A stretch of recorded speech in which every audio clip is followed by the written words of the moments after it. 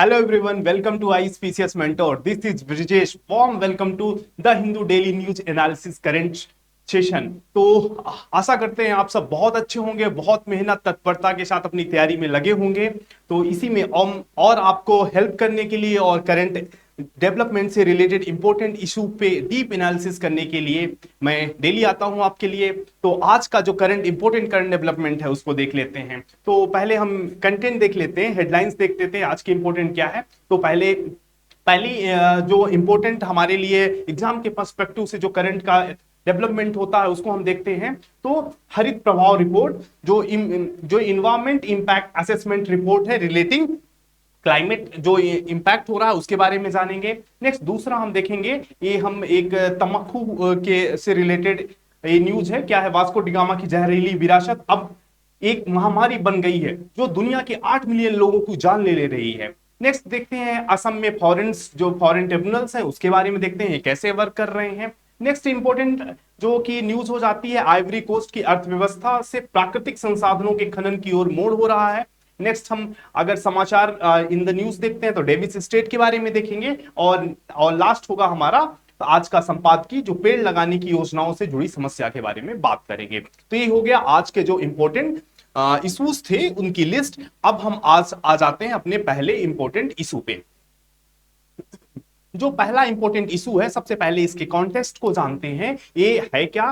तो किसकी इशू के बारे में, मेन चीज क्या है, क्यों न्यूज में है। तो हाल ही में जो मद्रास हाई कोर्ट में एक पीआईएल जारी किया गया कि जो इन्वायरमेंट इंपैक्ट असेसमेंट होता है उससे हम एक लॉन्ग टर्म पे असेसमेंट नहीं करते हैं, केवल शॉर्ट टर्म का असेसमेंट होता है, जिससे जो क्लाइमेट चेंज की जो इसका एज अ इंपैक्ट हो रहा है क्लाइमेट चेंज पे, तो उसको उस पर शामिल नहीं किया जाता है।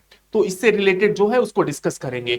तो यहां पे सबसे पहली बात आती है क्या है, जनहित याचिका दायर की गई थी किसमें, मद्रास हाई कोर्ट में। तो सबसे पहले हम कुछ इंपॉर्टेंट चीज देख लेते हैं। सबसे पहले आपको ये पता होना चाहिए एज अ यूपीएससी या स्टेट पीसीएस के एस्पिरेंट की जनहित याचिका क्या होती है। जनहित याचिका क्या होती है? जब हम बात करते हैं जनहित याचिका या इसी को क्या बोलते हैं, पीआईएल बोलते हैं, पब्लिक इंटरेस्ट लिटिगेशन। ये क्या होता है जनहित याचिका? तो जनहित याचिका क्या है, एक जुडिशियल मेजर है। कैसे? जैसे इसमें हम जैसे अगर हम कोर्ट में किस लिए जाते हैं, एक पीड़ित व्यक्ति जाता है न्याय के लिए, पर ये जनहित याचिका में क्या होता है कि पीड़ित के अलावा कोई पीड़ित के तरफ से अन्य व्यक्ति या कोर्ट के कोई भी सदस्य जैसे खुद ही उसके पीड़ित के अलावा, जैसे एक तो जाता है पीड़ित आदमी जाता है, तो पीड़ित के अलावा अन्य व्यक्ति भी हम उसके लिए न्याय की मांग कर सकते हैं। और जनहित याचिका कहां से है? जो ये अमेरिकन जुडिशरी की देन है, ये अमेरिकन जुडिशरी से लिया गया है ये। और एक क्या इंपॉर्टेंट जो मैटर होते हैं, ये इसके इंपैक्ट क्या होता है, सोशल इंपैक्ट होता है। जैसे हम अगर पीड़ित हैं तो हम कोर्ट जा रहे हैं तो उसका लाभ मुझे मिलेगा, केवल इंडिविजुअल को मिलेगा। पर जनहित याचिका पीआईएल के थ्रू जो जाते हैं तो उनको एक सोसाइटी को जो प्रिविलेज उसका मिलता है, लाभ मिलता है। ये हुई जनहित याचिका की बात। अब हम आ जाते हैं न्यूज पे। तो न्यूज क्या था कि पीआईएल एक जारी किया गया था, याचना की गई थी जनहित याचना के माध्यम से। कहां पे? मद्रास हाई कोर्ट में कि जो इन्वायरमेंट इंपैक्ट असेसमेंट होता है, ये क्या होता है, ये केवल शॉर्ट टर्म मेजर है। एक तरह से शॉर्ट टर्म की चीजें होती हैं उसको बस काउंट किया जाता है। जो लॉन्ग टर्म में जो इन्वायरमेंट पे इंपैक्ट पड़ रहा है उसको मेजर के लिए नहीं किया जाता। लॉन्ग टर्म में इंपैक्ट का मतलब हम बात करते हैं क्लाइमेट चेंज से। किससे? क्लाइमेट चेंज को ये मेजर नहीं कर रहा है। ये तो हुआ हमारा जो थीम थी, ये न्यूज की थीम है, इसके लिए गए। अब इसमें कुछ चीजों को हम समझना होगा। इन्वायरमेंट इंपैक्ट असेसमेंट क्या होता है? तो एक्चुअली इन्वायरमेंट इंपैक्ट असेसमेंट क्या होता है, सपोज आप हम बात करते हैं, आप क्या हो गए, एक इंडिविजुअल हो गए। आज आप सोचते हैं कि हम चलते हैं एक इंडस्ट्री सेटअप करते हैं। आप क्या कर रहे हैं, एक इंडस्ट्री का सेटअप कर रहे हैं। अब आप इंडस्ट्री सेटअप करेंगे तो इंडस्ट्री सेटअप करने से कुछ जैसे उसका इंपैक्ट जो इन्वायरमेंट पे होगा ना, सपोज इसका इन्वायरमेंट में इंपैक्ट क्या होगा, कोई वेस्ट क्रिएट करेगी, कोई भी इंडस्ट्री होगी तो वेस्ट, जैसे आप उसके इंडस्ट्री सेटअप के ड्यूरेशन में ही क्या होगा, वेस्ट डिस्चार्ज होगा, कुछ वेस्ट होगा। ठीक है। तो उस वेस्ट डिस्चार्ज होगा, और क्या होगा, वेस्ट डिस्चार्ज के साथ साथ नॉइज होगी, नॉइज पोल्यूशन होगा, नॉइज होगी, और इसके साथ साथ कुछ स्मोक रिलीज करेगी, स्मोक रिलीज करेगी। ये सारी चीजें, ये जो वेस्ट डिस्चार्ज हो रहा है, नॉइज हो रही है, स्मोक हो रहा है, ये क्या हो कर रहा है, ये इन्वायरमेंट पे, हमारे पर्यावरण में, इन्वायरमेंट में ये क्या कर रहा है, एक बर्डन क्रिएट कर रहा है, एक बर्डन, इन्वायरमेंट के लिए बर्डन हुआ ना। तो इसी बर्डन को हम मेजर करने के लिए, इसी बर्डन को मेजर किया जाता है। और इस बर्डन को मेजर किससे किया जाता है, इस बर्डन को मेजर किया जाता है किससे, इन्वायरमेंट, किससे, environment, environment impact, impact, impact assessment, environment assessment, यही क्या है, इन्वायरमेंट जो है, इन्वायरमेंट इंपैक्ट असेसमेंट, इसी का हम करते हैं, क्या करते हैं, जो ये बर्डन हो रहा है इसका असेसमेंट करते हैं। और इसके लिए जो रेगुलेटिंग बॉडी कौन होती है, तो ये होता है एसपीसीबी होता है, कौन सी होती है, state, state pollution, state pollution, pollution control board, state pollution control board. इस पे क्या होती है, जैसे इन्वायरमेंट असेसमेंट कौन करता है, किसकी रिपोर्ट किसके पास भेजी जाती है, ये स्टेट पॉल्यूशन कंट्रोल बोर्ड के पास भेजी जाती है, ये तरीका है। और इस पे आगे ये स्टेट पॉल्यूशन कंट्रोल बोर्ड इस पे निर्णय लेता है, उसके अकॉर्डिंग जो बर्डन है उसको रिलीज के लिए गाइडलाइंस जारी करता है। तो ये तो हो गया हमारा इन्वायरमेंट इंपैक्ट असेसमेंट। अब यहाँ पे न्यूज पे आर्टिकल में क्या कंसर्न दिया गया है कि जैसे जो ये हम इन्वायरमेंट इंपैक्ट को जो असेसमेंट कर रहे हैं, ये तो शॉर्ट टर्म मेजर हो गया ना, जैसे इंडस्ट्री सेटअप हो रही तो क्या बर्डन क्रिएट कर रहा है, इसका मेजर कर रहा है। बट एक इंडस्ट्री लॉन्ग टर्म में काम करेगी, जो काम करेगी उसके बाद एक लॉन्ग टर्म में क्या होगा, लॉन्ग टर्म में एक किसके, उस पूरे क्लाइमेट पे इंपैक्ट करेगी। तो ये जो पूरा ये बर्डन है, ये लॉन्ग टर्म में अगर हम बात करें तो लॉन्ग टर्म में क्या करेगा, ये पूरे इन्वायरमेंट को इंपैक्ट करेगा, पूरे, हम क्या कर सकते हैं, एक पूरे क्लाइमेट, पूरे क्लाइमेट को इंपैक्ट करेगा, क्लाइमेट को इंपैक्ट करेगा। बट ये क्लाइमेट को जो इंपैक्ट कर रहा है इसका मेजर कहीं नहीं हो रहा है, इसको तो हम मेजर नहीं कर रहे हैं। तो इसी पीआईएल में इसी की याचना की गई थी कि इसको भी जो इन्वायरमेंट इंपैक्ट असेसमेंट है, इसमें हमको क्लाइमेट चेंज की जो असेसमेंट है उसको क्लाइमेट चेंज का भी असेसमेंट किया जाए। और आपको पता ही होगा वेदर और क्लाइमेट में क्या डिफरेंस, क्लाइमेट क्या होता है, over the long period of average weather condition जो होता है वो क्लाइमेट होता है। तो एक लॉन्ग टर्म में इंडस्ट्री सेटअप होने के एक लॉन्ग टर्म में जो इन्वायरमेंट पे इंपैक्ट पड़ रहा है, क्लाइमेट पे इंपैक्ट कर रहा है, उसको मेजर करने की भी बात यहाँ पे की जा रही है। तो ये हुआ मेन आर्टिकल की थीम। और इसमें कुछ बेस्ट प्रैक्टिसेस का एग्जांपल भी दिया गया है। जैसे अगर हम ये बात कर रहे हैं कि क्लाइमेट चेंज, क्लाइमेट जो चेंज है उसको भी शामिल किया जाए किसमें, ईआईए में, इन्वायरमेंट इंपैक्ट असेसमेंट में। पर हम कोई भी चीज देखते हैं तो उसमें वर्ड की प्रैक्टिसेस देखते हैं, क्या और कहीं भी ऐसा किया जा रहा है क्या, तो हाँ बिल्कुल दोस्तों, कहां पे किया जा रहा है, जैसे हम बात कर रहे हैं ऑस्ट्रेलिया, ऑस्ट्रेलिया हो गया, यहाँ पे जो इन्वायरमेंट इंपैक्ट असेसमेंट रिपोर्ट होती है, यहाँ पे लॉन्ग टर्म जो एक इंडस्ट्री लॉन्ग टर्म में क्या इंपैक्ट डालेगी उसको भी मेजर किया जाता है। तो ऑस्ट्रेलिया हो गया, यूएस हो गया, इनफैक्ट चाइना भी मेजर करता है लॉन्ग टर्म में। तो ये बेस्ट प्रैक्टिसेस को यहाँ पे अडॉप्ट करने की बात की गई है और हाई कोर्ट ने इसको पॉजिटिवली लेते हुए इसके लिए सरकार को गाइडलाइन भी जारी किया है। तो ये हुई कुछ इंपॉर्टेंट न्यूज। अब हम बात करते हैं कि इसका जो क्लाइमेट चेंज पे इंपैक्ट हो रहा है, जैसे क्यों शामिल करने की बात किया जा रहा है, क्योंकि क्लाइमेट एक लॉन्ग टर्म में कोई भी इंडस्ट्री क्लाइमेट चेंज पे इंपैक्ट डालती है। तो ये क्लाइमेट चेंज का इंपैक्ट हमारे लिए एक इशू क्यों है, एक बहुत बड़ा इशू है।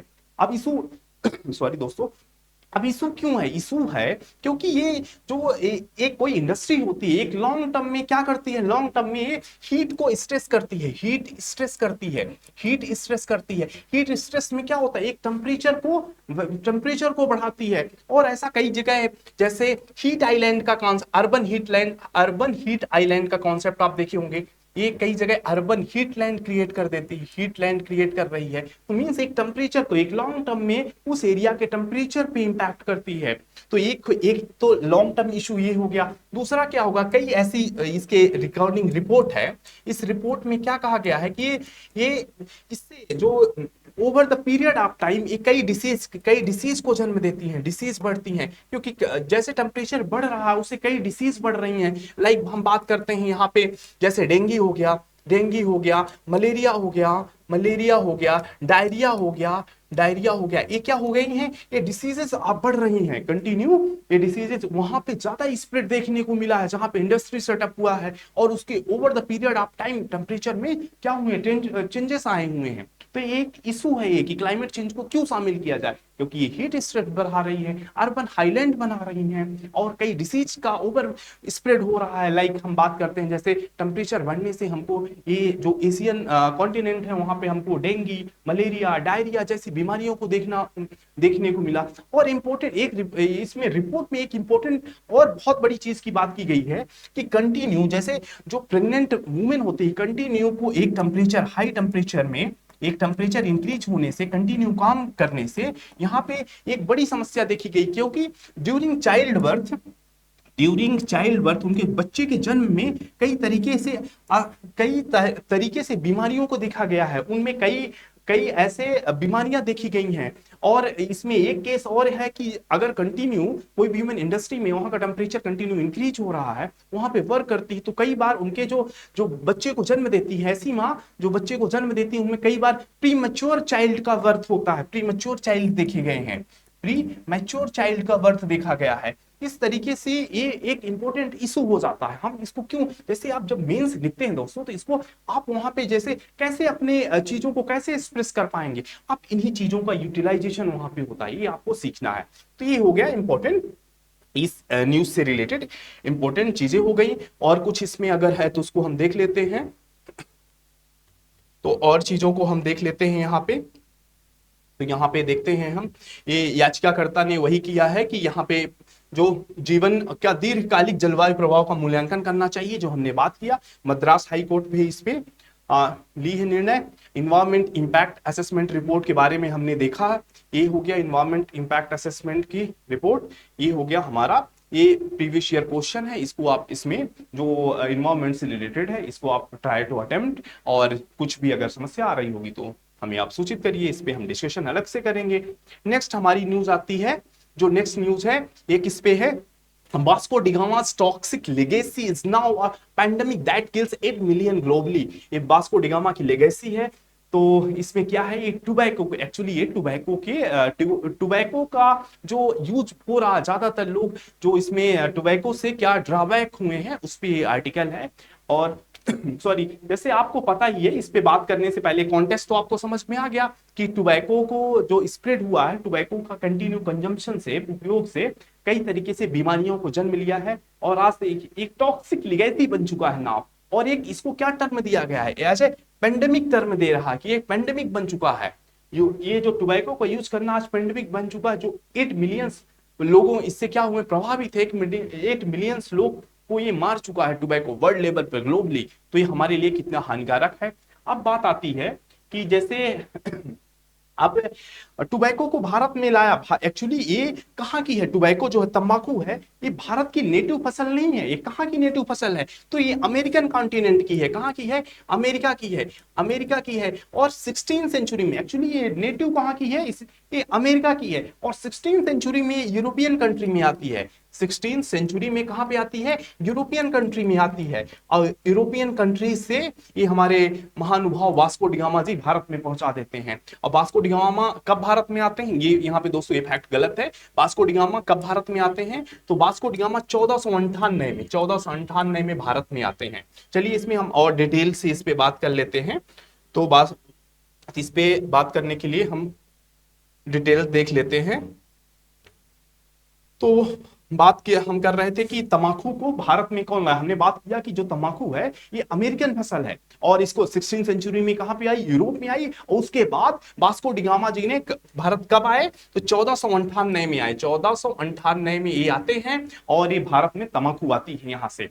और आप थोड़ा हिस्ट्री हो जाएगा, बट आप इस आपके लिए वास्को डिगामा इंपॉर्टेंट है। ये कब आते हैं भारत में, 1498 में आते हैं। और ये बीपीएससी और यूपीपीसीएस दोनों में पूछा गया है, ये कहां पे उतरते हैं और इसका स्वागत कौन करता है। तो वास्को डिगामा कहां पे उतरते हैं, तो एक कालीकट बंदरगाह, कहां पे, कालीकट बंदरगाह, केरल के कालीकट बंदरगाह में उतरते हैं ये पहली बार भारत में। और कालीकट बंदरगाह में उतरते हैं, और इनका स्वागत कौन करता है, वहां की राजा जमोरिन इनका स्वागत करता है। स्वागत करता है और ये तंबाकू लेके आते हैं। ये तो हो गया। और एक क्वेश्चन ये भी पूछा गया है कि ये जो वास्को डी गामा भारत आए थे वो किसके साथ आए थे, उनको कौन लाया था? तो उनको लाने वाला कौन था? अल मजीद। कौन है? अल मजीद। अल मजीद उनको भारत लाया था। ये अल मजीद कौन है? ये मछुआरा है, कहां का? गुजरात का। गुजरात का मछुआरा है जो इनको भारत लाते हैं। तो ये हो गए महानुभाव वास्को डी गामा जी, जिन्होंने भारत में तंबाकू लेके आए। ये तो हो गई बात। और ये 1498 में आए हैं और 1403 बार भारत आए हैं। ये भी है, ये भी प्रश्न आपको जानना जरूरी है। वास्को डी गामा 3 बार भारत आए हैं। एक 1498 में आए हैं, फिर 1501 में आए हैं, उसके 1501 में आए हैं, उसके बाद 1502 में आए हैं, सॉरी 1502 में आए हैं, इसके बाद 1524 में आए हैं। 3 बार भारत आते हैं। और यहाँ तो ये क्या लेके आए? यहाँ पे तो टोबैको लेके आए। यहाँ पे तो टोबैको लेके आए और यहाँ से क्या लेके गए? तो यहाँ से काली मिर्च, काली मिर्च लेके गए, काली मिर्च लेके गए। और ये भी पूछा हुआ क्वेश्चन है दोस्तों कि काली मिर्च जो यहाँ से लेके जाते हैं वो कितने गुना दाम में बेचते हैं? तो जिस लागत से यहाँ पे ले गए थे उसके 60 गुना, उसके 60 गुना लाभ में बेचते हैं। कहाँ पे? यूरोप में बेचते हैं। तो ये तो कहानी हो गई वास्को डी गामा की। अब हम आ जाते हैं अपने न्यूज के कॉन्टेस्ट में। तो ये टोबैको की बात की गई है कि टोबैको, ये टोबैको हमारे लिए कैसे डेंजरस बन जा रही है, हमारे लिए कॉन्सन टोबैको के लेके क्या है? तो इसमें मेजर बात है कि इसके कारण बहुत सारे कैंसर, ये क्या हो रहे हैं? कैंसर को बढ़ावा दे रहा है, कैंसर बढ़ रहे हैं।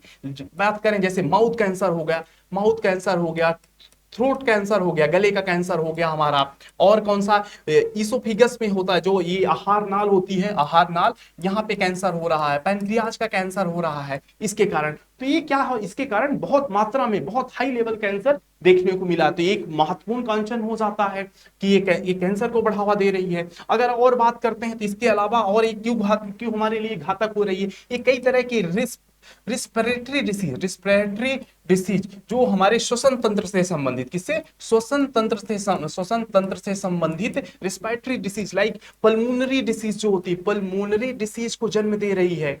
और इसके अलावा क्या हो रही है? हार्ट डिसीज की बात कर रहे हैं।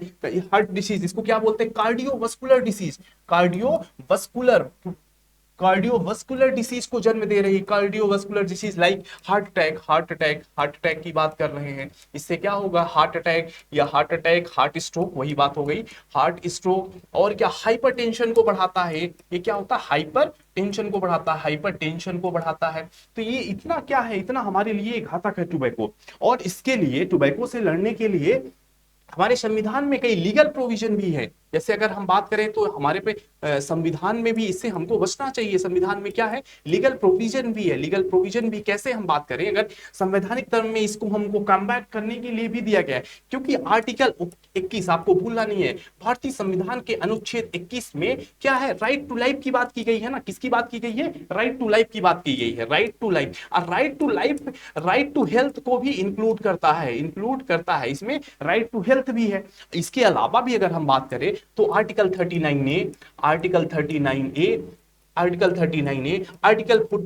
आर्टिकल 41 की बात करें, या आर्टिकल 47 जिसमें क्या है? नशीले पदार्थों की वर्जना की बात की गई है। 41 में क्या बात की गई है? इसमें भी स्वास्थ्य सुविधा, स्वास्थ्य हेल्थ की बात की गई है। और अगर हम 42 की बात करें तो 42 भी आ जाता है, कार्य के लिए जो दशाएं होनी चाहिए, अनुकूल होनी चाहिए। तो ये हमारे संविधान के भी खिलाफ है। ये हमारे हेल्थ के लिए कितना घातक हो रहा है, इसलिए हमको ये हमारे लिए इंपॉर्टेंट हो जाता है। और ये इंपॉर्टेंट कॉन्सर्न भी है हमारे लिए। ये हो गया। और इस पे ये तो बात हुई टोबैको कितना घातक क्यों है, क्यों घातक से हो गया। और दूसरी बात जो इस आर्टिकल में मेंशन की गई है, तो एक हमारे लिए डिलेमा है। जैसे भारत की जो एक एजेंसी है ICMR, Indian council of medical research, कौन? Indian council of medical research जो मेडिकल से रिलेटेड काम करती है। ये एजेंसी कंटिन्यू, आईसीएमआर जो है कंटिन्यू उस पे बैन की बात करती है, इसके स्प्रेड को रोकने की बात करती है। वहीं दूसरे और भारत सरकार की एक और एजेंसी है ICAR, Indian council of agriculture research. ये क्या है? Indian council of agriculture research. ये किसकी बात करती है? ये कंटिन्यू वर्क कर रही है कि how to boost production of tobacco. ये क्या कर रही है? ये टोबैको के जो प्रोडक्शन को बूस्ट करने पे है, बूस्ट टोबैको प्रोडक्शन को बूस्ट करने की बात कर रही है। तो यहाँ पर भारत की दो एजेंसी में ही डिलेमा है। एक तरफ Indian council of agriculture research क्या कर रहा है कि वो वर्क कर रहा है कि और अच्छी स्पीसीज को बनाया जाए जिससे टोबैको का प्रोडक्शन जो हो ज्यादा से ज्यादा हो सके। दूसरी तरफ Indian council of medical research है जो ये कह रही है कि इसको हम क्या करें, इसको हम स्थायी करें, इसको रोकें, इसकी स्प्रेड को ज्यादा से ज्यादा रोकें। तो यही डिलेमा की भी बात इसमें भी आर्टिकल में कहा गया है कि इसमें हमको सामंजस्य बनाना होगा।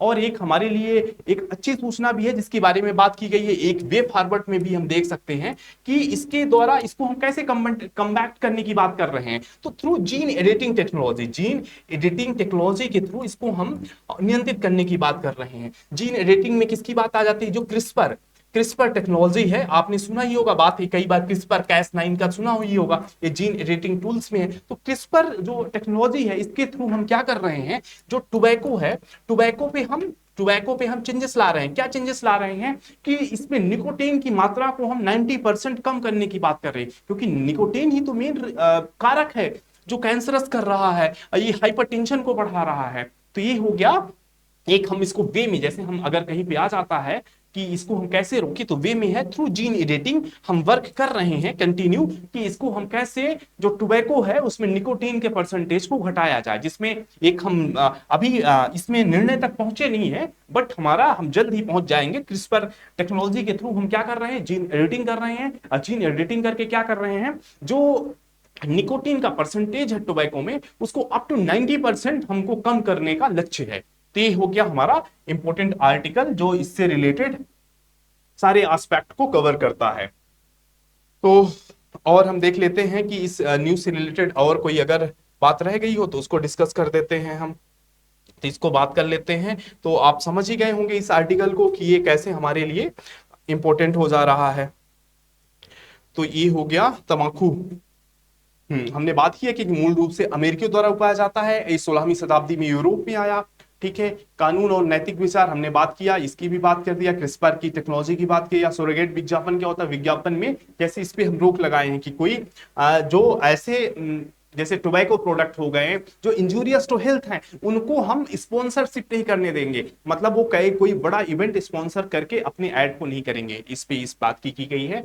तो ये हो गया यूपीएससी प्रीलिम 2012 का क्वेश्चन है, इसको अटेम्प्ट करिएगा। अब हम आते हैं अपने नेक्स्ट न्यूज पे। नेक्स्ट न्यूज हमारा किससे रिलेटेड है, how do Assam's foreigner tribunals function. तो नेक्स्ट न्यूज है ये, हम इसका पहले कॉन्टेक्स्ट की बात कर लेते हैं। तो ये 5 जुलाई को असम सरकार ने अभी क्या किया है, राज्य पुलिस की सीमा शाखा को निर्देश दिया है कि 2014 से पहले अवैध रूप से भारत में प्रवेश करने वाले गैर मुस्लिमों के मामलों को विदेशी न्यायाधिकरण को ना भेजें।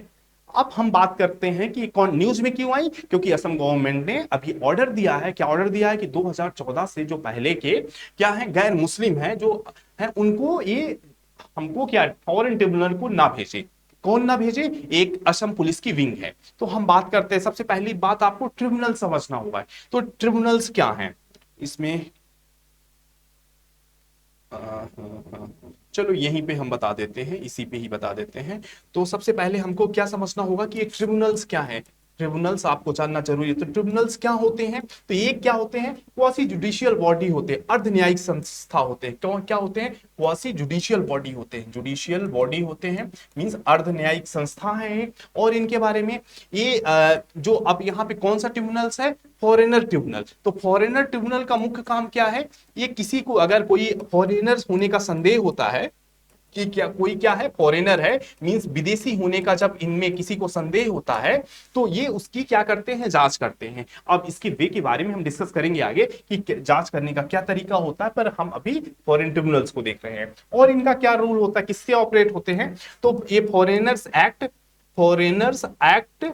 1946 से गवर्न होते हैं, और फॉरेन ट्रिब्यूनल ऑर्डर 1964 इससे क्या होते हैं, इसके रूल रेगुलेशन ये बनाता है। अब दोस्तों यहां बात की है ये ऑपरेट कैसे होता है, इसके बारे में हम बात कर लेते हैं।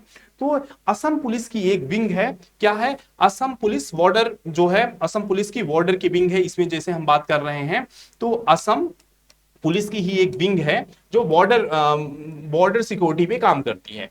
उसको अगर लगता है कि कोई व्यक्ति ऐसा है जो इलीगल रूप से रहा है, वो उसको संदेह होता है, बॉर्डर जो ऑर्गेनाइजेशन है असम पुलिस बॉर्डर ऑर्गेनाइजेशन को संदेह होता है कि कोई भी पड़ोसी या कहीं पे आए कोई इलीगल रूप से रह रहा है जिसके रहने के उसको नहीं होता, तो वो सूचित करता है किसको, फॉरेन ट्रिब्यूनल को सूचित करता है। अब फॉरेन ट्रिब्यूनल उसको नोटिस देती है, अब उस नोटिस देती है, अब नोटिस पे उस व्यक्ति को उसके समक्ष अपने जो सिटीजनशिप के सबूत हैं कि वह नागरिक है उसको उसको क्या होना, रखना पड़ेगा और रख के वो अपने आप को प्रूव करना पड़ेगा। अगर प्रूफ होता है तो ठीक है, वो सिटीजन है, ये उसमें कोई बुराई ही नहीं है। अगर प्रूफ नहीं होता है तो उसको एज ए उसको फॉरेनर समझा जाता है और उसको कैंप में भेज दिया जाता है, या कि उसमें मतलब उसको वोटिंग राइट और इन चीजों से उसको हटा दिया जाता है। अभी न्यूज में क्यों, क्योंकि वहां एनआरसी चल रही है तो इस वजह से न्यूज में है। और कुछ डिटेल जो है उसको हम देख लेते हैं, यहाँ पे आप देख लीजिए। तो जो विदेशी न्यायाधिकरण है, हमने बताया कि किस पे है, एक ही अर्धन्यायिक निकाय है। कोई किसी को अगर संदेह होता है कि कोई अवैध रूप से भारत में रह रहा है तो उसकी वो क्या करेगा, जांच करेगा। और इस पे कैसे वर्क करता, हमने बात कर ही लिया कि जो विदेशी न्याय फॉरेन जो ट्रिब्यूनल आदेश है ऑर्डर 1964 के तहत इसकी स्थापना की गई है, और जिसे केंद्र सरकार ने विदेशी अधिनियम 1946 के तहत अधिनियमित किया है। ये तो बात हो गई। अब ये कैसे काम करता है, तो प्रक्रिया के बारे में हमने बात ही किया कि ये रेफरल है। तो पहली चीज बात किया हमने, कैसे बात किया कि ये रेफरल है। तो रेफरल की बात कैसे कि एक इसको कौन रेफर करता है, तो असम पुलिस बॉर्डर ऑर्गेनाइजेशन इसको रेफर करती है संदेश होने पे। फिर ये नोटिस जारी करता है, नोटिस जारी करने के बाद उसको वो व्यक्ति अपने साक्ष्य प्रस्तुत करता है। अब उसके साक्ष्य की सत्यापन होती है, सत्यापन के बाद सुनवाई होती है और निर्णय दिया जाता है। अगर है तो ठीक है, नहीं उसको हिरासत या कि उसको हिरासत केंद्र जो ट्रांजिट कैंप है उसमें भेज दिया जाता है। ठीक है, तो ये हो गया, ये इतना ही आपको जानना इस आर्टिकल से रिलेटेड इंपॉर्टेंट था। अब हम आगे बढ़ते हैं। अब एक न्यूज आ जाती है यहाँ पे, किससे रिलेटेड, आइवरी कोस्ट से रिलेटेड।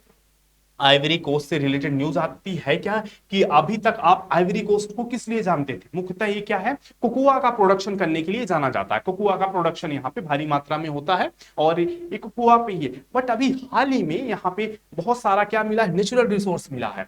तो अब इसके क्या हो रहा है, अर्थव्यवस्था चेंज ले रही है। यहाँ पे तेल और गैस का उत्पादक देश बन रहा है। अब यहाँ पे जैसे इंफ्रास्ट्रक्चरल जो चेंजेस हो रहा है उस पे न्यूज है। आपको पता होना चाहिए कि Ivory the Coast, Cote d'Ivoire, ये कहां पे है, तो ये कौन सी है, ये वेस्टर्न अफ्रीकन कंट्री है। कौन सी है, वेस्टर्न अफ्रीकन कंट्री है, अफ्रीकन कंट्री है, जिसके वेस्ट में किसके, अटलांटिक ओशियन से बॉर्डर लगता है। और इसके जो पड़ोसी देश कौन है, जैसे लाइबेरिया हो गया, गिनिया हो गया, बुर्किना फासो हो गया, और कौन सा, ये माली हो गया, और ये हो गया, और घाना, ये इसके पड़ोसी देश है। ये आप एक नजर में इनको देख सकते हैं। ठीक है, अब बात कर लेते हैं कि खनन क्षेत्र, अब इसमें क्या हो रहा है, अब ये खनन क्षेत्र का इसमें विस्तार हो रहा है, क्योंकि यहाँ पे क्या पाया गया है, यहाँ पे हमने पाया तेल और गैस के कई भंडार पाए गए हैं। तो ये चेंज हो रहा है, बस इतनी सी ही न्यूज में है। आइवरी कोस्ट आप जानते ही हो, जो बता दिया वही बस उतना ही इंपॉर्टेंट है आपके लिए, बस इतनी ही न्यूज है। और ये पीवाईक्यू है 2013 का, आप इसको अटेम्प्ट करिएगा। नेक्स्ट आ जाते हैं हम, अगला ये न्यूज आ गया, डेविस स्ट्रेट पे आ गया। डेविस स्ट्रेट न्यूज में थी। अब आपको डेविस स्ट्रेट पता होना चाहिए कि है कहां पे, सबसे पहली चीज। दूसरी चीज, सबसे पहली चीज तो आपको यही पता होना चाहिए कि स्ट्रेट है क्या। क्या बात कर रहे हैं हम कि स्ट्रेट है क्या, सबसे पहले तो आपको यही पता होना चाहिए कि स्ट्रेट है क्या। अगर बात करें हम कि स्ट्रेट क्या है, दोस्तों दो होता है, एक स्ट्रेट होता है और एक क्या होता है, इस्थमस होता है। इस्थमस होता है। अब इसमें डिफरेंस क्या होता है ये आपको पता होना चाहिए। तो स्ट्रेट का रोल क्या होता है, स्ट्रेट का रोल क्या होगा, ये कनेक्ट करती है, कोई भी स्ट्रेट हो इस्थमस हो, ये किसी को कनेक्ट करेगी और किसी को अलग करेगी। तो स्ट्रेट टू वाटर बॉडीज को कनेक्ट करती है, आपको पता होना चाहिए स्ट्रेट क्या है, टू वाटर बॉडी को क्या करती है, कनेक्ट करती है। और टू लैंड मास को क्या करती है, लैंड मास को सेपरेट करती है, अलग करती है, सेपरेट करती है। ये क्या हो गया, स्ट्रेट हो गया। इसी का अपोजिट क्या होता है, इस्थमस होता है।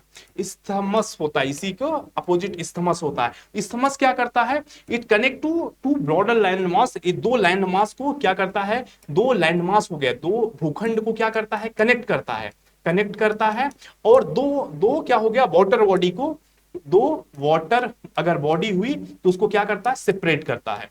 तो ये बहुत इंपॉर्टेंट है आपके प्लेन्स पर्सपेक्टिव से। कई बार ऐसे घुमा के क्वेश्चन आ जाते हैं कि स्ट्रेट और इस्थमस में क्या अंतर। तो स्ट्रेट टू क्या कर वाटर बॉडी को कनेक्ट करेगा, लैंड मास को सेपरेट करेगा। इसके अपोजिट इस्थमस क्या करेगा, टू क्या करेगा, वाटर बॉडी को सेपरेट करेगा और टू लैंड मास को क्या करेगा, कनेक्ट करेगा। अगर इस जैसे हम इस्थमस की बात कर लेते हैं, अगर हम इस्थमस की बात करें तो देखते हैं, जैसे इस्थमस को एग्जांपल हम देते हैं। जैसे सपोज करिए हम नॉर्थ अमेरिका और साउथ अमेरिका की बात करते हैं। ये हो गया हमारा नॉर्थ अमेरिका, और ये आप इसको ये मत समझिएगा, बस इतना ही समझिएगा। ये क्या है, नॉर्थ अमेरिका और ये साउथ अमेरिका, ये दो लैंड मास है ना, ये और सकरा है यहाँ पे एक्चुअली। ये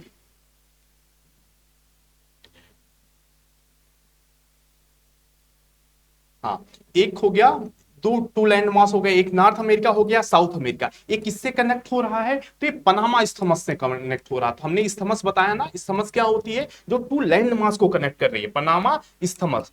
इस्थमस इस्थमस ये है। और स्टेट, और हमने बताया कि जो इस्थमस होता है टू लैंड मास को कनेक्ट करता है, वाटर बॉडी को सेपरेट करता है। तो इसके इधर टू वाटर बॉडी कौन है, इधर क्या हो गई, पैसिफिक ओशियन हो गया, इधर क्या हो गया, पैसिफिक ओशियन हो गया, और इधर क्या होगा, कैरिबियन सी होगी, कैरिबियन सी होगी। इसी तरीके से स्ट्रेट क्या करता है, टू जो वाटर बॉडी को कनेक्ट कर रहा है। जैसे इसका एग्जांपल तो ये यहीं पे है, यहीं पे हम देख लेते हैं कि जैसे ये ग्रीनलैंड हो गया, ये क्या है, अब हम बात कर रहे हैं डेविस स्ट्रेट। तो डेविस स्ट्रेट ये बैफिन बे, और इधर इधर हम लेब्राडोर सी देखते हैं, और ऊपर ये है। तो ये क्या हो गया, ये हमारा डेविस स्ट्रेट के बारे में बात हो गई। और डेविस स्ट्रेट ये आप पढ़ लीजिएगा, जो ये बेसिक फैक्चुअल चीजें हैं, मेन चीज हमने बता दिया। नेक्स्ट आज का इंपॉर्टेंट एडिटोरियल हो जाता है the issue with tree planting scheme. जो ट्री प्लांटिंग स्कीम है उससे रिलेटेड क्या इशू है, ट्री प्लांटेशन से रिलेटेड जो इंपॉर्टेंट इश्यूज हैं उसका डिस्कशन किया गया है। तो हम देख लेते हैं ट्री प्लांटेशन से रिलेटिंग इशू, और इसकी जो बेसिक थीम है उसको हम सबसे पहले आपको समझा देते हैं, फिर आप इसको अपने से रीड आउट कर लीजिएगा। तो बेसिक थीम की अगर हम बात करें, ट्री प्लांटेशन का है। ट्री प्लांटेशन क्या बात कर रहे हैं हम, ट्री प्लांटेशन की बात कर रहे हैं, ट्री प्लांटेशन। अब ट्री प्लांटेशन होता क्या है, ट्री प्लांटेशन क्या होता है, ट्री प्लांटेशन होता है to restore degraded habitat of forest, habitat of forest. ये क्या होता है, ट्री प्लांटेशन होता है। क्या होता है, जो डिग्रेडेड हैबिटाट है, मतलब जो विखंडित हो चुका है, समाप्त हो चुका है, क्या आवास, हैबिटाट ऑफ फॉरेस्ट, उसको रिस्टोर करने का तरीका है ट्री प्लांटेशन। तो ये क्या है, ट्री प्लांटेशन तरीका है। अब हम ये क्यों डिग्रेडेटेड क्यों हो गया है, ड्यू टू डिफोरेस्टेशन के कारण ही हुआ है ना। डिफोरेस्टेशन के कारण जो हैबिटाट था फॉरेस्ट का, वो क्या हो गया, डिग्रेडेड हो गया है ड्यू टू डिफोरेस्टेशन। अब डिफोरेस्टेशन, अगर हम एक डाटा देते हैं, इस आर्टिकल में एक डाटा दिया गया है किसका, वर्ल्ड बैंक का डाटा क्या है कि ये 10 मिलियन स्क्वायर किलोमीटर अप्रॉक्स की बात की जा रही है, 10 मिलियन स्क्वायर किलोमीटर क्या हो गया है। ये 20वीं सेंचुरी की बात कर रहा है, 20 सेंचुरी में, 20वीं शताब्दी में 10 मिलियन स्क्वायर किलोमीटर का जो लैंड मास है वो क्या हो चुका है, डिफॉरेस्ट हो चुका है। कितना बड़ा इशू हो जाता है। तो एक हम ये डाटा के माध्यम से दे रहे हैं, आप इसको लिखते भी रहिएगा क्योंकि ये बहुत इंपॉर्टेंट होगा। जब आप मेंस की आंसर राइटिंग करेंगे ना, अपनी बातों को वैलिडेट करने के लिए आप फैक्ट ही देंगे ना, डिफॉरेस्टेशन हो रहा है, ये कहां से कैसे। तो वर्ल्ड बैंक की रिपोर्ट है कि अप्रोक्स जो 20वीं सदी है उसमें 10 मिलियन स्क्वायर किलोमीटर की क्या हो रहा है, डिफॉरेस्टेशन हो रहा है।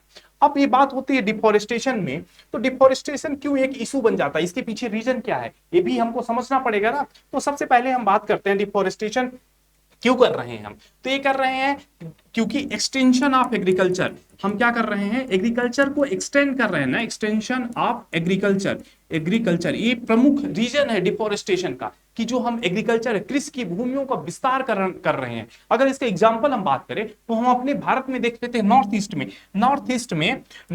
में कंटिन्यू क्या हो रहा है, डिफॉरेस्टेशन हो रहा है, एग्रीकल्चरल जो फील्ड है उसको एक्सटेंशन हो रहा है। और अगर हम बात करें अपने एशिया में बात कर लेते हैं, तो वन ऑफ द इंपॉर्टेंट हो जाता है इंडोनेशिया में। अगर ये रिपोर्ट है इंडोनेशिया में कि हर वर्ष, अगर हम बात करते हैं हैं हर साल इंडोनेशिया में किसके लिए, पाम ट्री के प्रोडक्शन के लिए, पाम ट्री के लिए डिफोरेस्टेशन हो रहा है। अगर हम बात कर लेते हैं कि इसमें 100 हेक्टेयर डाटा कितना है, 100 हेक्टेयर स्क्वायर जो है ये हर वर्ष हम डिफोरेस्ट कर रहे हैं। कितनी बड़ा हो जाता है, 100 हेक्टेयर स्क्वायर हम कर रहे हैं, हर वर्ष से डिफोरेस्ट हो रहा है इंडोनेशिया में, किसके लिए, पाम ट्री के लिए। तो यही हम बात कर रहे हैं कि डिफोरेस्टेशन का जो है, निर्वनीकरण का, इसका क्या हिंदी भी आप देखते रहिए, वैसे पीडीएफ में दिया हुआ है। निर्वनीकरण का मुख्य कारण क्या है, एक्सटेंशन ऑफ कृषि भूमि का विस्तार है, और इसका आप एग्जांपल से अपने वैलिडेट कर सकते हैं। नॉर्थ ईस्ट में इंडोनेशिया को उदाहरण दीजिए कि 100 स्क्वायर हेक्टेयर कंटिन्यू हर वर्ष क्या हो रहा है, ये डिफोरेस्ट हो रहा है। एक तो रीजन हो गया, क्या हो गया, एक्सटेंशन ऑफ एग्रीकल्चर, और दूसरा रीजन क्या है डिफोरेस्टेशन का, और दूसरा रीजन क्या हो जाता है, दूसरा रीजन हो जाएगा लंबरिंग। लंबरिंग को क्या कहते हैं, लंबरिंग को कहते हैं कि जैसे वुड पर्पज से हम वुडन यूज करते हैं, लकड़ी के इस्तेमाल से, लकड़ी की यूज के थ्रू, लकड़ी का हमें क्या है, लकड़ी की जरूरत है ना, हमें पैकेजिंग के लिए और ट्रांसपोर्ट के लिए लकड़ी की आवश्यकता है ना, तो लंबरिंग के काम के लिए, वुड्स के लिए हम हर वर्ष एक महत्वपूर्ण जो फैक्टर है डिफोरेस्टेशन का, लंबरिंग है।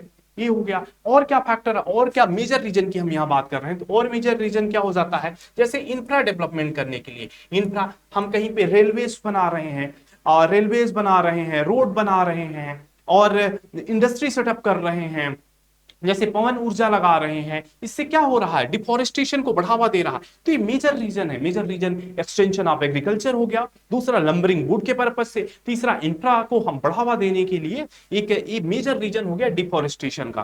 तो डिफोरेस्टेशन ही है। डिग्रेडेड हैबिटाट का रीजन क्या है, डिफोरेस्टेशन है। डिफोरेस्टेशन का हमने क्या देख लिया, कारण देख लिया, क्यों डिफोरेस्टेशन हो रहे हैं। अब इसके हमको अगर हम बात करें कि इसके आगे एक इश्यूज को अगर हम चैलेंज की बात करें कि हमारे लिए अब इससे निपटने के लिए क्या है, जिसपे आर्टिकल पे फोकस किया गया है कि प्लांटेशन ड्राइव किया जाए, हमें क्या किया जाए, प्लांटेशन ड्राइव किया जाए, प्लांटेशन क्या किया जाए, ड्राइव किया जाए, प्लांटेशन लगाया जाए। तो अब प्लांटेशन लगाया जाए, और इसके लिए इंपॉर्टेंट क्यों है प्लांटेशन लगाना, क्योंकि जो ये हमारा डिकेड है ना, डिकेड है, जैसे 2021 से लेके 2030 तक इस डिकेड को यूएन ने क्या घोषित किया है, यूएन के द्वारा इस डिकेड को क्या घोषित किया गया, आपको पता ही है होगा, ecosystem restoration, ecosystem restoration ecosystem restoration का डिकेड है। 2021 से 2030 जो डिकेड है वो इकोसिस्टम रिस्टोरेशन का डिकेड है। इसमें हमको इकोसिस्टम को रिस्टोर करना है, यूएन ने घोषित कर रखा है, इसलिए प्लांटेशन बहुत इंपॉर्टेंट हो जाता है। अब बात आती है कि प्लांटेशन से क्या यूजेस हैं, तो प्लांटेशन की यूजेस भी देख लेते हैं, प्लांटेशन का इंपॉर्टेंस क्या है। तो अगर हम बात करें कि प्लांटेशन ड्राइव का इंपॉर्टेंस क्या है, तो जब हम इंपॉर्टेंस की बात करते हैं तो सबसे पहली बात आती है क्या करता है, अगर हम प्लांटेशन करेंगे तो ये क्या कार्बन सिक्वेस्ट्रेशन करता है, कार्बन सिक्वेस्ट्रेशन करता है। कार्बन सिक्वेस्ट्रेशन का मतलब कार्बन के स्टोर करता है, कार्बन को स्टोर करता है। जैसे आपको पता ही है कि डिफोरेस्टेशन से क्या हो रहा है, बहुत ज्यादा कार्बन रिलीज हो रहा है। तो अगर हम प्लांटेशन करेंगे तो इस कार्बन को स्टोर करेगा, सिक्वेस्ट्रेशन होगा कार्बन का। तो एक महत्वपूर्ण इंपॉर्टेंस हो जाता है प्लांटेशन का, कार्बन सिक्वेस्ट्रेशन। कार्बन को हम क्या कर रहे हैं, इसको आप कह सकते हैं स्टोर कर रहे हैं। तो ये हो गया। दूसरा इंपॉर्टेंट क्या होगा कि ग्रीन स्पेस क्रिएट करता है। प्लांटेशन क्या करता है, ग्रीन स्पेस क्रिएट करता है। एक्चुअली ग्रीन स्पेस जहां भी होता है, ग्रीन स्पेस का मतलब क्या हुआ, एक जैसे वनों का जब कंटिन्यू विस्तार होता है तो ग्रीन स्पेस बनता है ना, तो ग्रीन स्पेस का क्या होता है, उस एरिया के टेम्परेचर को रिड्यूस करता है। टेम्परेचर को, जहां पे बहुत ज्यादा प्लांटेशन होता है, फॉरेस्ट होता है, वहां का टेम्परेचर ऑटोमेटिक क्या होता है, कम होता है।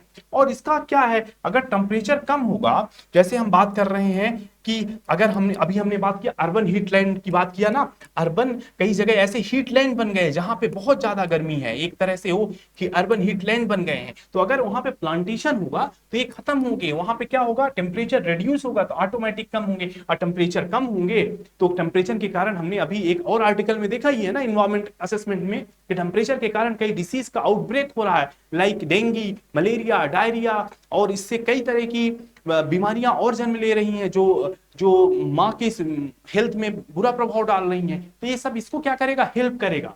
तो ये हो गया, ग्रीन स्पेस क्रिएट करेगा।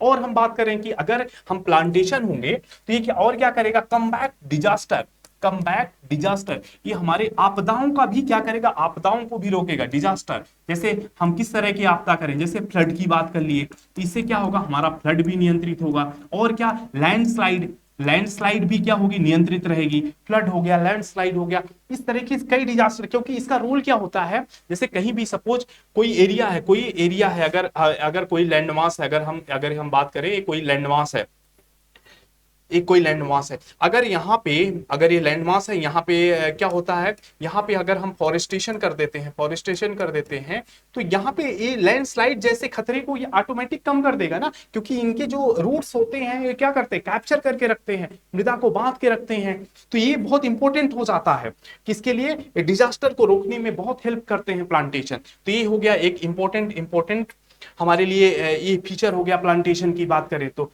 और क्या करता है, और प्लांटेशन का क्या इंपॉर्टेंट है, तो ये मेंटेन करता है बायोडायवर्सिटी को। तो maintenance of biodiversity, maintenance of biodiversity, maintenance of biodiversity, हमारी जो बायोडायवर्सिटी है, जैसे डिफरेंट स्पीसीज हो गया, वहां का अलग अपना नेटिव स्पीसीज हो गई, तो कई तरीके से फ्लोरा और फना हो गया, उन सबको क्या करता है, मेंटेन करता है एक फॉरेस्ट।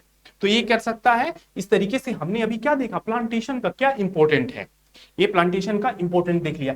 जब किसी चीज का हम इंपॉर्टेंस देख रहे हैं तो प्लांटेशन के चैलेंजेस को भी देखना हमको बहुत जरूरी होता है दोस्तों। जैसे इसको है, आप जैसे इंपॉर्टेंट है ये चीजें तो आप नोट डाउन करते रहिए, या तो बताइए मैं साइड हुआ करें तो आप मुझे कमेंट में बताइएगा, या तो आप नोट नहीं कर पाते हो तो स्क्रीनशॉट ले लिया करो, मैं साइड हो जाया करूंगा, आप बता दिया करना मुझे नेक्स्ट टाइम से। तो अगर बात करें, अगर हम चैलेंज की बात करें कि फॉरेस्टेशन के चैलेंज भी हैं, एक तरीके से हम फॉरेस्टेशन तो कर रहे हैं पर उसमें फॉरेस्टेशन में चैलेंज क्या है, ऐसे अगर क्वेश्चन आ जाता है कि चैलेंजेस बताइए तो फॉरेस्टेशन में क्या चैलेंज है, इसमें एक महत्वपूर्ण चैलेंज आ जाता है कि ये क्या करता है, अल्टरेशन कर रहा है। अल्टरेशन कर रहा है, किसका अल्टरेशन कर रहा है, जो हमारा नेचुरल इकोसिस्टम है, नेचुरल इकोसिस्टम को क्या कर दे रहा है, प्लांटेशन अल्टर कर दे रहा है। आपको जानना बहुत जरूरी होगा, प्लांटेशन का इंपॉर्टेंस तो आप पता कर लिए, बट चैलेंजेस आ गया तो आप क्या बताओगे कि प्लांटेशन के क्या चैलेंजेस है। दोस्तों हर चीज के कुछ ड्रॉबैक होते हैं, उसको जानना बहुत जरूरी है। और यूपीएससी या स्टेट पीसीएस हर बार अगर नहीं भी पूछा है तो आप चैलेंजेस दिखाएंगे ना, आप एक्स्ट्रा 2 मार्क्स वहां पे गेन कर लेंगे। यही तो आपके क्या हो गया, एक्स्ट्रा एज आपको बनना पड़ेगा ना, तो एक्स्ट्रा एज इसी से आएगा। तो चैलेंज क्या है, प्लांटेशन तो अच्छी बात है, पर प्लांटेशन में भी हमको कुछ क्या रखना पड़ेगा, ध्यान रखना पड़ेगा। प्लांटेशन से क्या हो रहा है, अल्टरेशन ऑफ नेचुरल इकोसिस्टम, जो हमारा नेचुरल इकोसिस्टम है उस वो क्या हो रहा है, अल्टर हो रहा है, उसमें बदलाव आ रहा है। कैसे बात करते हैं, इसको एग्जांपल से आपको समझाते हैं। सपोज एक कोई ग्रासलैंड है, सपोज एक कोई ग्रासलैंड है। अब उस ग्रासलैंड में हम क्या कर रहे हैं, ट्री प्लांटेशन कर दे रहे हैं। अब कोई ग्रासलैंड है अगर दोस्तों, तो ग्रासलैंड का अपना इकोसिस्टम होगा ना, वहां पे अपनी सर्वाइवल जो स्पीसीज होंगी वो एक दूसरे पे डिपेंडेंस होगा, तो उसका अपना इकोसिस्टम है ना। पर अगर जब वहां पे हम ट्री प्लांटेशन कर दे रहे हैं तो ग्रास जो है, ग्रासलैंड जो है, उसका इकोसिस्टम तो डिस्ट्रॉय हो जाएगा ना। तो इस तरीके से एक इकोसिस्टम को डिस्ट्रॉय करके न्यू इकोसिस्टम बनाना ये अच्छी बात नहीं है। तो हमको इस बात को ध्यान रखना पड़ेगा, जैसे ग्रासलैंड है तो ग्रासलैंड में अगर हम ट्री प्लांटेशन करते हैं तो ये ग्रासलैंड का इकोसिस्टम उससे उसका क्या हो जाएगा, खराब होगा ना। वहां की जो अपनी स्पीसीज हैं उनको सर्वाइवल के लिए एक क्राइटेरिया होता है ना, उसको फुलफिल नहीं कर पाएगा वो प्लांटेशन। जैसे ग्रासलैंड है, और दूसरा इंपैक्ट क्या, ग्रासलैंड है ये आगे चल के वहां ट्री प्लांटेशन कर देंगे, ड्राई अगर जैसे ड्राई जब टाइम आया उसमें क्या हो गया, फॉरेस्ट फायर का भी एक बहुत बड़ा खतरा हो जाएगा। तो ये हमें नेचुरल इकोसिस्टम को क्या अल्टर करके नहीं रखना है, इस पे भी हमको ध्यान रखना हुआ। अगर इसकी हम बात करते, एग्जांपल देते, जैसे वेस्टर्न मध्य प्रदेश में कई जगह ट्री प्लांटेशन किया गया, पर वो क्या है, वो सक्सेस नहीं हुआ। ठीक ऐसे राजस्थान की भी बात करते हैं, राजस्थान में भी कई जगह ट्री प्लांटेशन का काम चालू किया। जैसे एक हम बात करें अभी कराशल जो वेस्टर्न राजस्थान है, वेस्टर्न राजस्थान के लिए एक बहुत बड़ा थ्रेट बन चुका है कराशल। एक्चुअली कराशल क्या है, थ्रेट कैसे बन चुका है कि ये यहाँ पे क्या किया जाए, ट्री प्लांटेशन किया गया। तो यहाँ का अपना अपना जो वहां पे जमीन है, वहां पे जो एग्रीकल्चर होती थी, जैसे ड्राई लैंड है वहां पे उसी तरीके का वेजिटेशन होगा ना, बट वहां पे हम जबरदस्ती क्या कर रहे हैं, ट्री प्लांटेशन कर रहे हैं, तो वो डिस्ट्रॉय हो रहा है। तो वहां के जो किसान थे, जो चीजें थी, उनके ऊपर ये बुरा इंपैक्ट पड़ रहा है। दूसरा एक और राजस्थान का एग्जाम्पल की बात कर लेते हैं, तो एक एग्जाम्पल है किसका, उरान का। उरान, उरान ये वेस्टर्न राजस्थान में ही है। यहाँ पे हम ट्री प्लांटेशन करके एक बहुत बड़ा उरान, एक जैसे हम बात कर रहे हैं, उरान बहुत बड़ा खतरा बन गया है राजस्थान के लिए। कैसे, यहाँ इस क्षेत्र में ग्रेट इंडियन बस्टर्ड होते हैं। कौन होते हैं, ग्रेट इंडियन बस्टर्ड होते हैं। आपने पढ़ा ही होगा, इस बहुत न्यूज में रहा, यूपीएससी कम से कम 3 बार इस पे क्वेश्चन पूछ चुका है, ग्रेट इंडियन बस्टर्ड पे। तो ग्रेट इंडियन बस्टर्ड पे इससे जो उरान क्षेत्र है वहां पे ट्री प्लांटेशन करने पे यहाँ पे इनकी लाइफ में एक खतरा बन चुका है। तो इस तरीके से हमको प्लांटेशन तो करना है, बट इनकी चीजों को ध्यान कि इससे उसका जो नेचुरल हैबिटाट है, जो नेचुरल इकोसिस्टम है, वो अल्टर ना हो, उसमें बदलाव ना आए, इस बात को हमको ध्यान रखना पड़ेगा। तो ये तो एग्जाम्पल हुए, आप इसको कोट कर सकते हैं। तो ये और हमारे लिए क्या चैलेंजेस हो गए हैं, एक दूसरा हो गया, अब हमने प्लांटेशन तो कर दिया, प्लांटेशन तो बहुत एक आस तरीके से, एक प्लांटेशन क्या हो गया, जैसे हम बात करते हैं वर्ल्ड इन्वायरमेंट डे हुआ, जैसे 21 जून है, अब 5 जून हो गया, अगर हम बात कर रहे हैं, तो वहां पे बहुत सारे लोग, एक क्या हो गया है, एक आज के डेट पे जो सोशल मीडिया पे एक क्रेज हो गया, क्या करना है, प्लांटेशन करना है। हमने एक प्लांट की सैंपलिंग ले आया, लगाते हुए फोटो खींच के, अब फिर हमने अपने सोशल मीडिया में अपडेट कर दिया, बस वहीं से प्लांटेशन का काम खत्म हो गया। तो ये समस्या है, ये तो बहुत लोग दिखाने के लिए है सोशल मीडिया में, इवन पॉलिटिकल भी हैं जो केवल क्या बात करते हैं, केवल प्लांटेशन प्लांटेशन करने मात्र से ही इस समस्या का समाधान नहीं हो सकता ना दोस्तों। इस पे हमने बात दूसरी की, जो चैलेंज है इसी की बात है। तो इसमें हमके क्या करना पड़ेगा, मेंटेनिंग ऑफ सर्वाइविलिटी,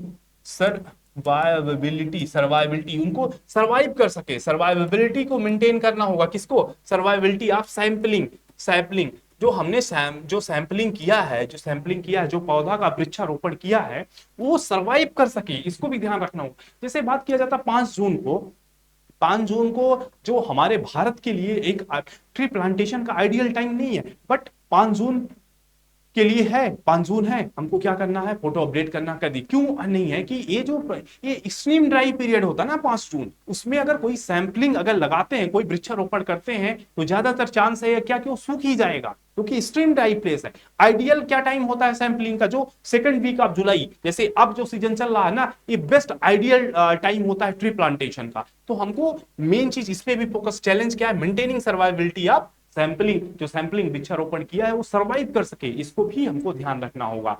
ये चीज हो गया। तो इसके लिए हमको क्या करना पड़ेगा, ये चैलेंजेस है। अब आपको आंसर में हर चैलेंजेस तक बता के नहीं रुक जाना है, उसके लिए वेज भी बताना है कि उसके लिए आगे वे फॉरवर्ड क्या होगा, आगे की राह क्या होगी। तो वे क्या है कि लोगों के अंदर ये अवेयरनेस फैलाएं, क्या बताएं, लोगों के अंदर ये अवेयरनेस फैलाएं, अवेयरनेस बढ़ाएं, लोगों को जागरूकता बढ़ाएं कि आपको केवल प्लांटेशन कर देने से, वृक्षारोपण कर देने से ही इस समस्या का समाधान नहीं है, आप इसको सर्वाइविलिटी भी देखिए, सर्वाइव करें उसको। एक लोगों को जागरूकता बढ़ाने से चीजें आएंगी। तो जागरूकता बढ़ाएं और क्या करें, डिफॉरेस्टेशन को जहां तक हो सके रोकें, डिफॉरेस्टेशन को रोकें, डिफॉरेस्टेशन को क्या करें, रोकें, डिफॉरेस्टेशन को रोकें। और क्या कर सकते हैं, और इकोसिस्टम को, अपने जो इकोसिस्टम है उसको रिस्टोर करने का प्रयास करें, इकोसिस्टम को रिस्टोर करने का प्रयास करें। तो ये हो गया एक कंप्लीट डिस्कशन, इसको दोस्तों बोलते हैं कंप्लीट डिस्कशन। तो हमने क्या देखा, जैसे ये आर्टिकल था ट्री प्लांटेशन से रिलेटेड, तो हमने देखा ट्री प्लांटेशन, अब प्लांटेशन क्या होता है, हमने डाटा दिया, डब्ल्यूटीओ का आंकड़ा क्या है, उसके बाद किया, फिर ट्री प्लांटेशन का क्या इंपॉर्टेंस है, ट्री प्लांटेशन के क्या चैलेंजेस है, उसके वेज क्या है। इस तरीके से एक कंप्लीट ये टॉपिक हमारा कंप्लीट होता है। इस तरीके से आज के हमने सारे आर्टिकल को भी आई होप, हाँ आज के सारे आर्टिकल भी हो चुके हैं। और तो बहुत बहुत धन्यवाद आपको मेरे साथ बने रहने के लिए, थैंक यू सो मच। आपकी एडवाइस का हम हमेशा इंतजार करते रहते हैं, आप अपने सजेशन, जिससे मैं अपना और इम्प्रूवमेंट कर सकूं और एस्पिरेंट ओरिएंटेड आपको और हेल्प कर सकूं, यही हमेशा इसी का इंतजार रहता है आपके सजेशन का। तो जो भी आपको लगे तो जरूर कमेंट के माध्यम से सजेशन दीजिए। बहुत बहुत धन्यवाद।